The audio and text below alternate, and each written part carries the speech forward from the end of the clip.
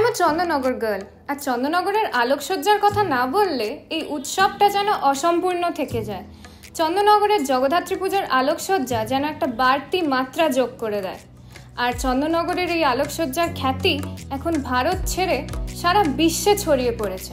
চন্দননগর মানেই আলো, রং আর কারুকার্যের এক অনন্ত গল্প।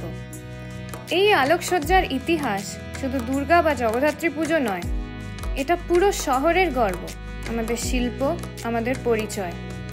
শুরুর দিনগুলোতে ছিলেন শ্রী শ্রীধর দাস, চন্দননগরের আলোক শিল্পের পথ প্রদর্শক ইনি। তারই হাত ধরেই আলোর প্রাণ পেয়েছে এই শহর। তার দেখানো পথেই হেঁটেছেন আরও অনেক নাম। শ্রীধর দাসের সঙ্গেই ছিলেন স্বর্গীয় তারক শেঠ, শ্রী কাশী নিয়োগী, শ্রী অসীম দে।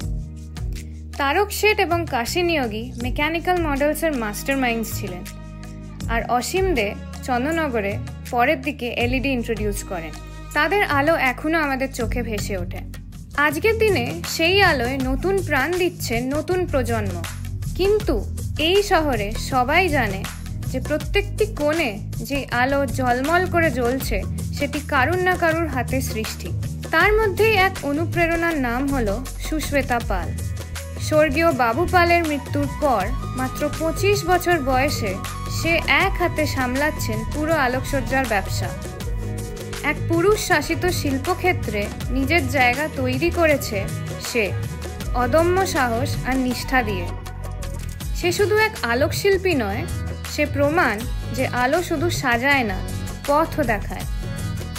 চন্দননগরের আলো আজ কেবল তারকাদের মঞ্চে বা বড় বড় প্যান্ডেলে নয়, এই আলো জ্বলে প্রতিটা মানুষের মনের কোণে।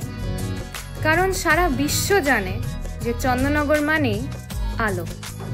জ্যাক অলিভার নিবেদিত সংবাদপ্রতিদিন.in জগদ্ধাত্রী জমজমাট 2025 12 বছর পর আসছে আরও একবার। আপনি তৈরি তো?